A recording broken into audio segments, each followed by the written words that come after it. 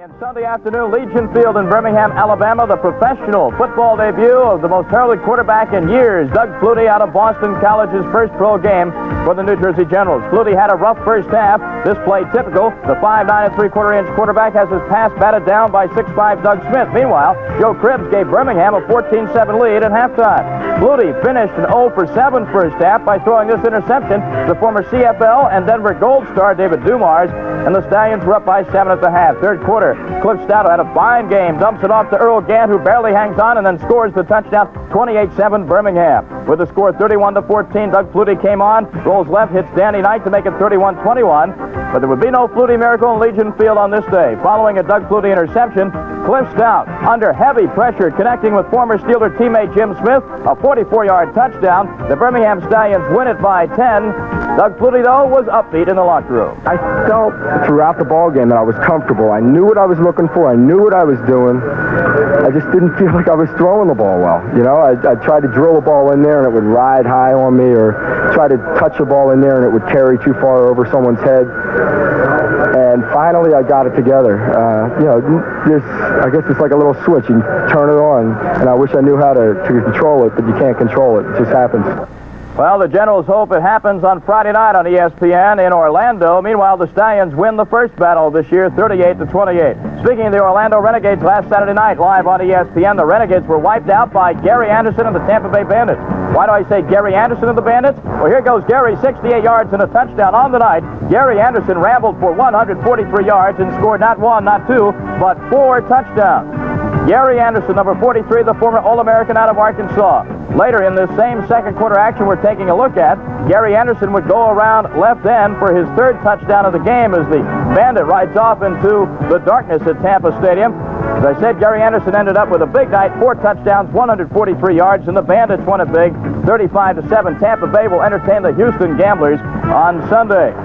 Sunday afternoon at the Oakland Coliseum in California, Bobby Hebert led the Oakland Invaders to a victory. First quarter, Hebert to former Michigan Panther teammate Derek Holloway. Remember, the Invaders have merged with the Panthers in the offseason. That catch made it 7-0 Oakland. In the fourth quarter, we're tied at 10, but Bobby Hebert lights up the scoreboard again to Anthony Carter. Great catch under great coverage, but Carter hauls it in. Bobby Hebert, 4 touchdowns on the day. The Oakland Invaders beat the Denver Gold 31-10.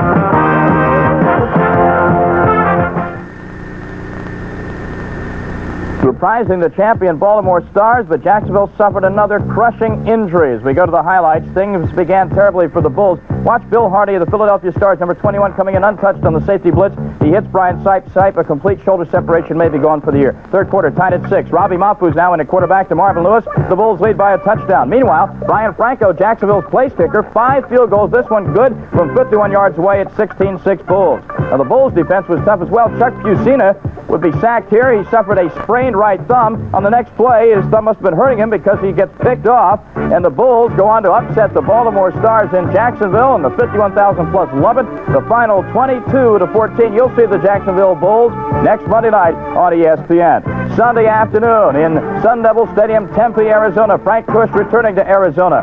With the score 6-0 Arizona Outlaws, Marcus Dupree gives Portland Breakers a 1-point lead on an 11-yard TD run. Tragedy struck Portland later on. First, Carl Allen comes up with his big interception late in the fourth quarter to stop a Portland drive. That set up this 43-yard field goal by the Arizona Outlaws rookie Luis Zendejas. The All-American out of Arizona State, kicking in his old college stadium, was 3 for 3, and the Outlaws needed every point. More tragedy for Dick Torrey and the Portland Breakers. Here goes Marcus Dupree turning to left end, but his left knee is hit by a would-be helmet. He is gone for the year. Knee ligament damage. The Breakers lose the game. More importantly, they lose a great running back, and Marcus Dupree in Arizona wins it by a count of 9-7. But the game they're all talking about, Sunday afternoon, L.A. Memorial Coliseum, Jim Kelly and the Houston Gamblers against Steve Young and the L.A. Express. Record-setting day for Kelly. Coming out, 1-yard TD pass to Ricky Sanders, and the best is yet to come, 7-0 Houston. Third quarter, 13-9 Houston. Steve Young says, oh yeah, watch this. He hooks up with JoJo Townsell. Steve Young had a good day, threw for 255 yards, and watch the moves by the former UCLA wide receiver, JoJo Townsell. gives the LA Express a 16-13 lead. Fourth quarter, LA leading 33-20, but Kelly and the Gamblers are coming on. Kelly rolls right, connecting with Vince Corville, a 20-yard TD toss with 3 minutes left. It's 33-27 LA. Then with a minute and a half to go, Kelly to Ricky Sanders again. Third touchdown of the day for Sanders, fifth on the day for Kelly. A Pro Football record 574 yards passing on 35 out of 54. Jim Kelly is something else, but he gives much of the credit to his teammates. Along with me, there's 10 other people who did it, and the offense line did a great job. The receivers caught the ball, and you know, some situations you can have a receiver wide open and drop the ball, and I'm just happy as heck. I can't believe it. Tell us about that third touchdown. Hey, it was just a streak route. You know, all four of us was going deep, and I had the option of running, going a streak or post, and I ran a post, and Jim was like, he saw what I was doing. If people didn't enjoy this game, they're dead. They don't like football, because what else could you have? This is great one. A lot of action right from the start. A lot of action, I should say. Houston Gamblers win it by a point, 34-33 over the LA Express.